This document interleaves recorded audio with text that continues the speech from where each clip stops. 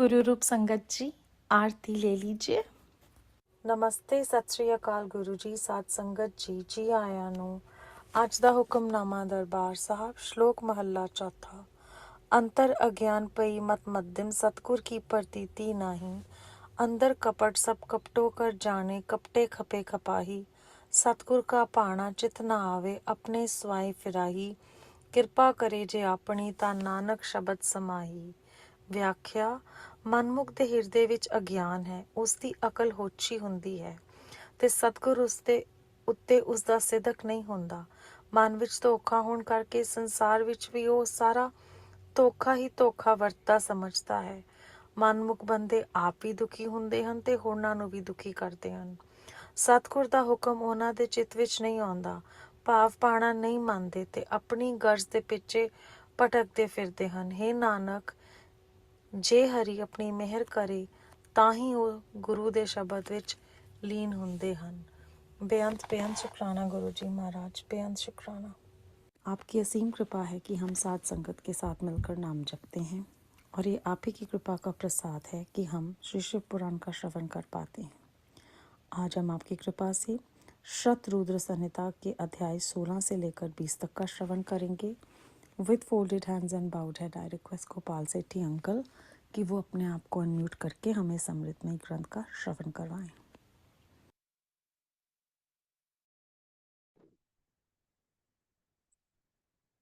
जय गुरु जी। गुरु जी के चरणों में सादर प्रणाम और आप सभी संगत जी को प्यार भरा नमन। आज अनंत चौदस है। चौदस यानी कि पखवाड़े का 14वां दिन, कल पूर्णिमा। आज ही के दिन गणपति विसर्जन की प्रथा है। अभी कुछ ही दिन पहले, 10 दिन पहले, बड़े भाव से हमने गणपति को अपने घर में स्थापित किया, उनकी पूजा आराधना की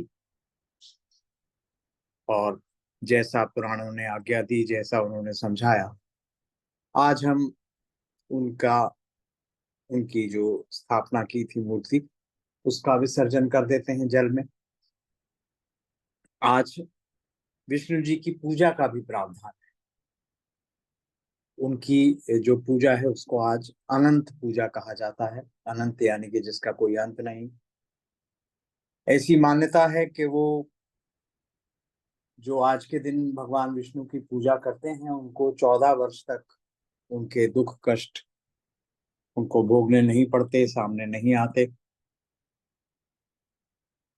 तो ये कुछ बातें थी आज के दिन की। तो अब पाठ आरंभ करते हैं हम गणपति वंदना करके। ओम गण गणपतये नमः। वक्रतुंड महाकाय सूर्यकोटि संप्रभा निर्विघ्नं कुरु मे देव सर्वकार्येषु सर्वदा। ओम नमः शिवाय, शिव जी सदा सहाय। ओम नमः शिवाय, गुरु जी सदा सहाय।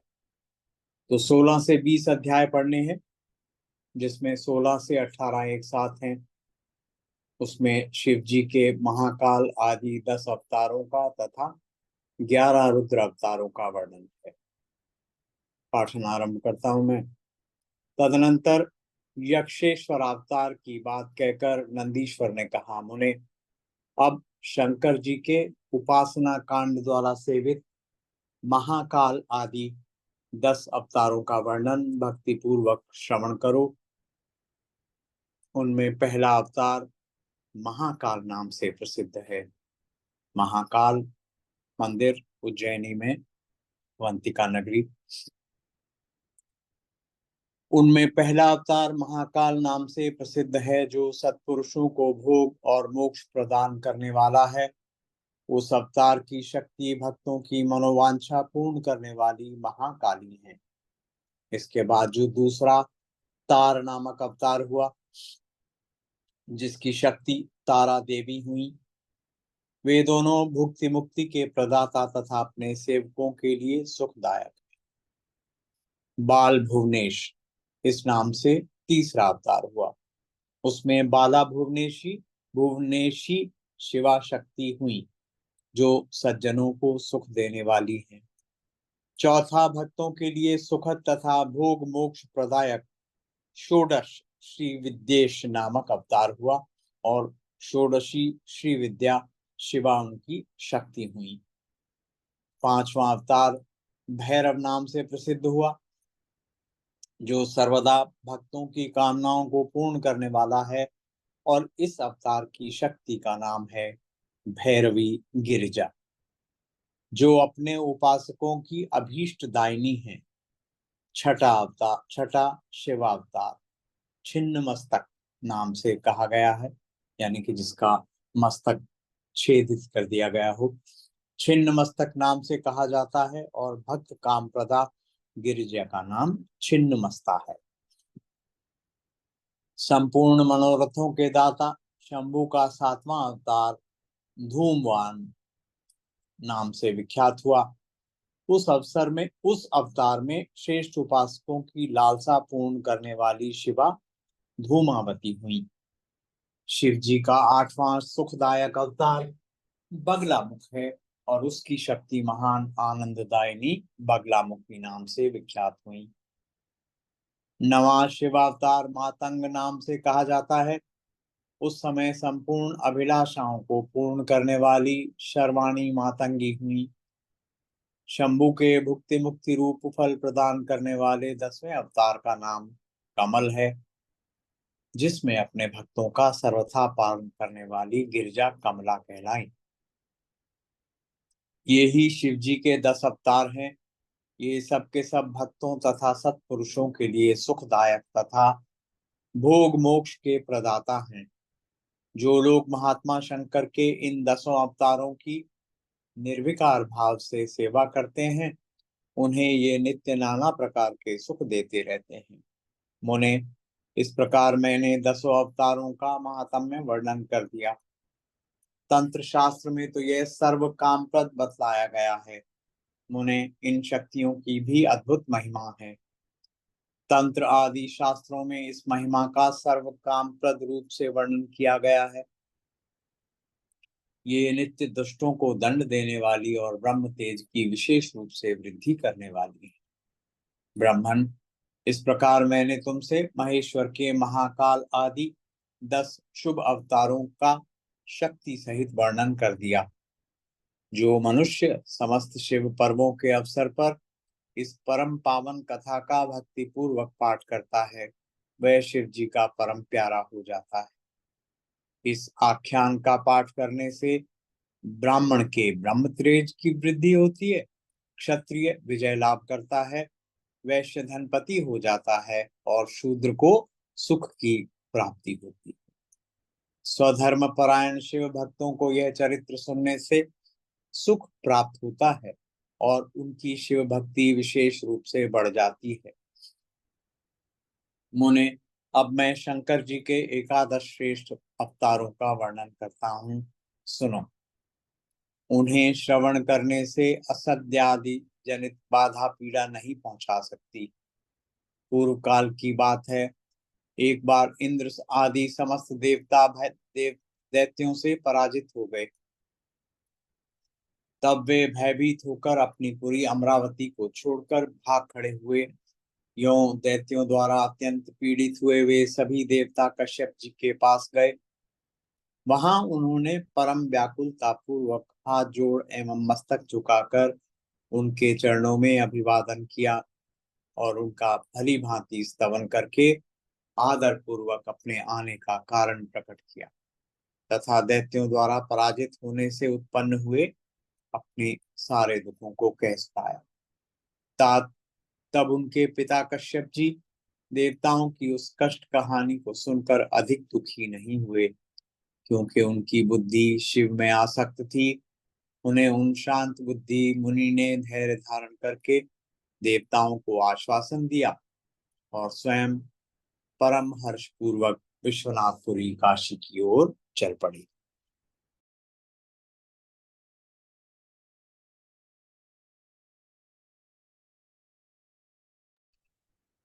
वहां पहुंचकर उन्होंने गंगा जी के जल में स्नान करके अपना नित्य नियम पूरा किया और फिर आदर पूर्वक उमा सहित सर्वेश्वर भगवान विश्वनाथ की भली भांति अर्चना की।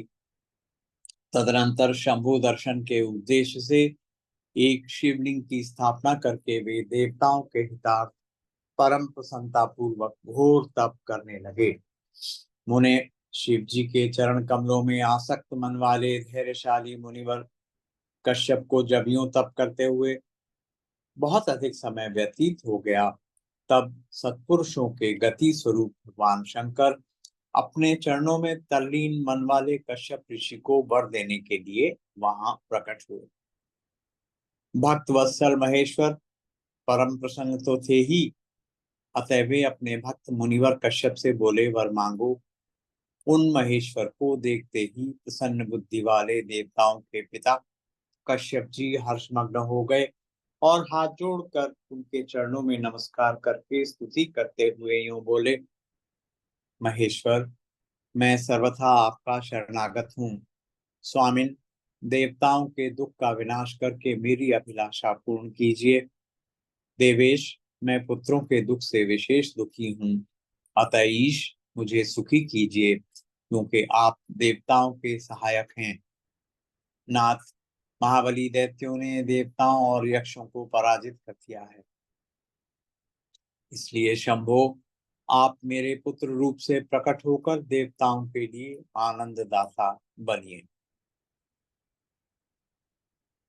नंदीश्वर जी कहते हैं, मुने, कश्यप जी के ऐसा कहने पर सर्वेश्वर भगवान शंकर उनसे तथेति, यानी कि ऐसा ही होगा, यूं कहकर उनके सामने वहीं अंतर्धान हो गए।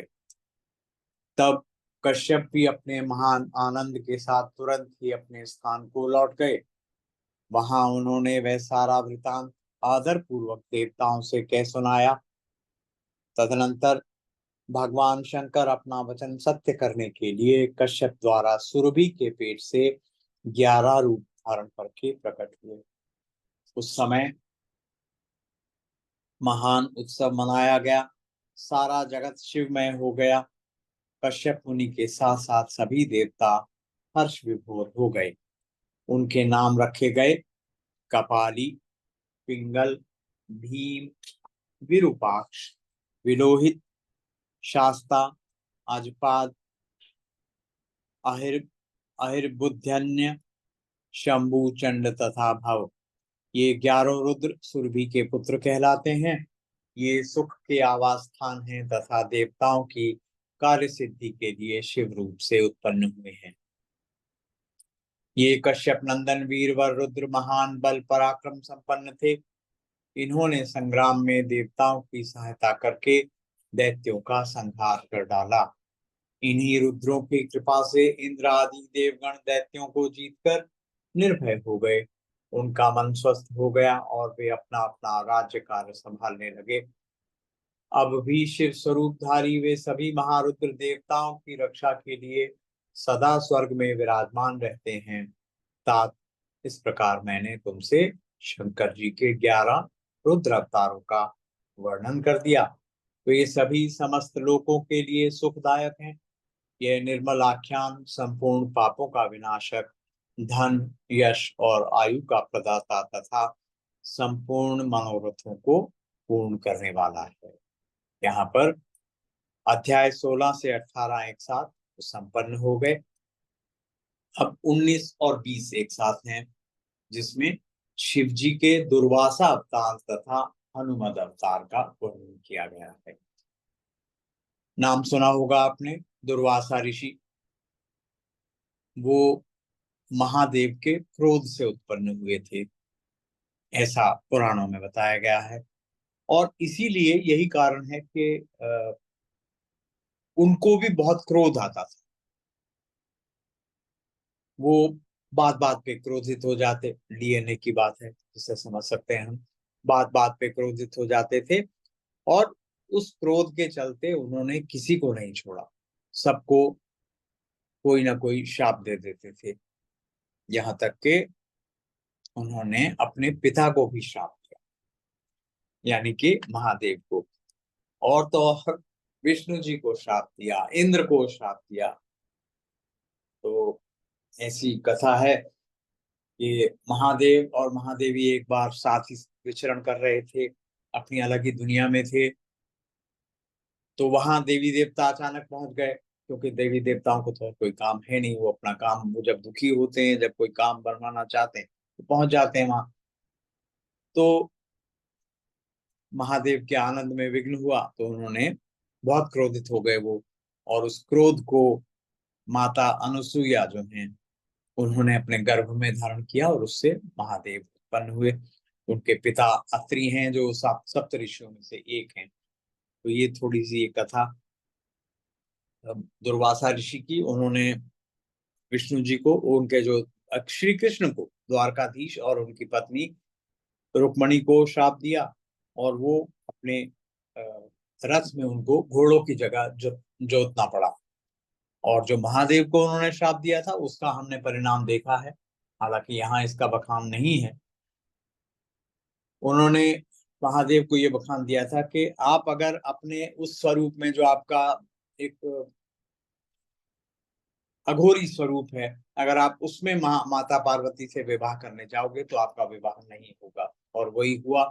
हमने देखा कैसे माता मेनका अडिग हो गई कि नहीं, ये इस स्वरूप में मैं अपनी पुत्री का हाथ रुद्र के हाथ में नहीं दूंगी। तो खैर, ये कुछ कहानियां थी।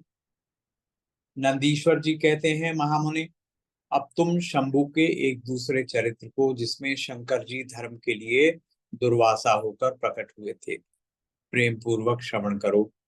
अनुसुईया के पति ब्रह्मवेत्ता तपस्वी अत्रि ने ब्रह्मा जी के निर्देशानुसार पत्नी सहित ऋक्षकुल पर्वत पर जाकर पुत्र कामना से घोर तप किया। उनके तप से प्रसन्न होकर ब्रह्मा, विष्णु और महेश्वर तीनों उनके आश्रम पर गए। उन्होंने कहा कि हम तीनों संसार के ईश्वर हैं। हमारे अंश से तुम्हारे 3 पुत्र होंगे, जो त्रिलोकी में विख्यात तथा माता पिता का यश बढ़ाने वाले होंगे। यूं कहकर वे चले गए। ब्रह्मा जी के अंश से चंद्रमा हुए, जो देवताओं के समुद्र में डाले जाने पर समुद्र से प्रकट हुए थे। विष्णु जी के अंश से श्रेष्ठ संन्यास पद्धति को प्रचलित करने वाले दत्त उत्पन्न हुए, और रुद्र के अंश से मुनिवर दुर्वासा ने जन्म लिया। इन दुर्वासा ने महाराज अम्बरीश की परीक्षा की थी। जब सुदर्शन चक्र ने इनका पीछा किया, तब शिव जी के आदेश से अम्बरीश के द्वारा प्रार्थना करने पर चक्र शांत हुआ। इन्होंने भगवान राम की परीक्षा की। काल ने मुनि का वेश धारण करके श्री राम के साथ यह शर्त रखी थी कि मेरे साथ बात करते समय श्री राम के पास कोई ना आए, जो आएगा उसका निर्वासन, उसको निष्कासित कर दिया जाएगा। दुर्वासा जी ने हट करके लक्ष्मण को भेजा, तब श्री राम ने तुरंत लक्ष्मण का त्याग कर दिया। इन्होंने भगवान श्री कृष्ण की परीक्षा की और उनको श्री रुक्मणी सहित रथ में जोता। इस प्रकार दुर्वासा मुनि ने अनेक विचित्र चरित्र किए। अब उनका जो एक बहुत ही प्रिय हनुमद अवतार, जो हम सबका बहुत हनुमद अवतार, हनुमान जी का अवतार, उस जैसा कि हमने अनेक बार पढ़ा है और ग्रंथों में भी पढ़ा है कि हनुमान जी जो है वो महादेव का एक अंश है। तो आप में से अधिकांश शायद ये भी जानते होंगे कि हनुमान जी जो हैं वो चिरंजीवी, ऐसा पुराणों में हमारा चर्चा है कि 8 महापुरुष जो हैं वो चिरंजीवी हैं, उनका कभी मृत्यु नहीं हुई, वो आज भी जीवित हैं माने जाते हैं, महादेव हनुमान जी विशेषकर।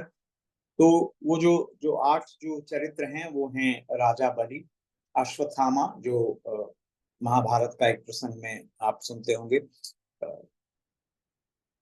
वेद व्यास हैं, जो जिन्होंने वेदों की रचना की।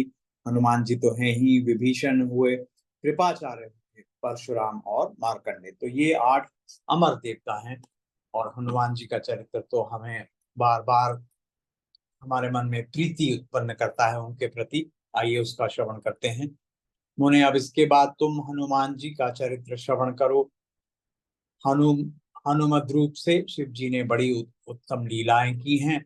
विप्रवर इसी रूप से महेश्वर ने भगवान राम का परम हित किया था। वह सारा चरित्र सब प्रकार के सुखों का दाता है, उसे तुम प्रेम पूर्वक सुनो। एक समय की बात है जब अत्यंत अद्भुत लीला करने वाले गुणशाली भगवान शंभु को विष्णु के मोहिनी रूप का दर्शन प्राप्त हुआ। तब वे कामदेव के बाणों से आहत हुए की तरह क्षुब्ध हो उठे। उस समय उन परमेश्वर ने राम कार्य की सिद्धि के लिए अपना वीर्यपात किया। तब सप्त ऋषियों ने उस वीर्य को पत्र पुटक में स्थापित कर दिया, क्योंकि शिव जी ने ही राम कार्य के लिए आदर पूर्वक उनके मन में प्रेरणा की थी। तत्पश्चात उन महर्षियों ने शंभु के उस वीर्य को राम कार्य की सिद्धि के लिए गौतम कन्या अंजनी के कान के रास्ते स्थापित कर दिया। तब समय आने पर उस गर्भ से शंभु महान बल पराक्रम संपन्न वानर शरीर धारण करके उत्पन्न हुए। उनका नाम हनुमान रखा गया। महाबली कपीश्वर हनुमान जब शिशु ही थे, उसी समय उदय होते हुए सूर्य बिंब को छोटा सा फल समझकर तुरंत ही निकल गए। बाल समय रवि भक्ष लियो, तब तीनों ही लोग भयो अंधियारो। जब देवताओं ने उनकी प्रार्थना की, तब उन्होंने उसे महाबली सूर्य जानकर उगल दिया। तब देव ऋषियों ने उन्हें शिव का अवतार माना और बहुत सा वरदान दिया। तदनंतर हनुमान अत्यंत हर्षित होकर अपनी माता के पास गए और उन्होंने यह सारा वृतांत आदर पूर्वक कह सुनाया। फिर माता की आज्ञा से धीर वीर कपि हनुमान ने नित्य सूर्य के निकट जाकर उनसे अनायास ही सारी विद्याएं सीख ली। तदनंतर रुद्र के अंशभूत कपि श्रेष्ठ हनुमान सूर्य की आज्ञा से सूर्यांश से उत्पन्न हुए सुग्रीव के पास चले गए। इसके लिए उन्हें अपनी माता से भी अनुज्ञा मिल चुकी थी। तदनंतर नंदीश्वर ने भगवान राम का संपूर्ण चरित्र संक्षेप में वर्णन करके कहा, मुने, इस प्रकार कपि श्रेष्ठ हनुमान ने सब तरह से श्री राम का कार्य पूरा किया। नाना प्रकार की लीलाएं की, असुरों का मान मर्दन किया, भूतल पर राम भक्ति की स्थापना की और स्वयं भक्ताग्र गण्य होकर सीताराम को सुख प्रदान किया। वे रुद्रावतार ऐश्वर्यशाली हनुमान, लक्ष्मण के प्राणदाता, संपूर्ण देवताओं के गर्भहारी और भक्तों का उद्धार करने वाले महावीर हनुमान सदा राम कार्य में तत्पर रहने वाले, लोक में रामदूत के नाम से विख्यात, दैत्यों के संहारक और भक्त वत्सल हैं। तात इस प्रकार मैंने हनुमान जी का श्रेष्ठ चरित्र, जो धन कीर्ति और आयु का वर्धक तथा संपूर्ण अभीष्ट फलों का दाता है, तुमसे वर्णन कर दिया।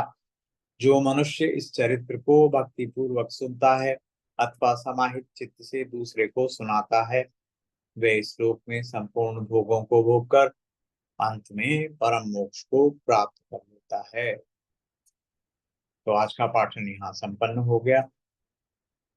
मेरे पाठन में की गई त्रुटियों के लिए क्षमा याचना हनुमान जी से, ऋषि दुर्वासा से, सभी रुद्र अवतारों से अरदास करते हैं कि हे प्रभु, आप जगत का कल्याण कीजिए। तो आप सबका धन्यवाद करते हैं। कल फिर इकट्ठा होंगे आगे के प्रसंगों के लिए। जय गुरु जी।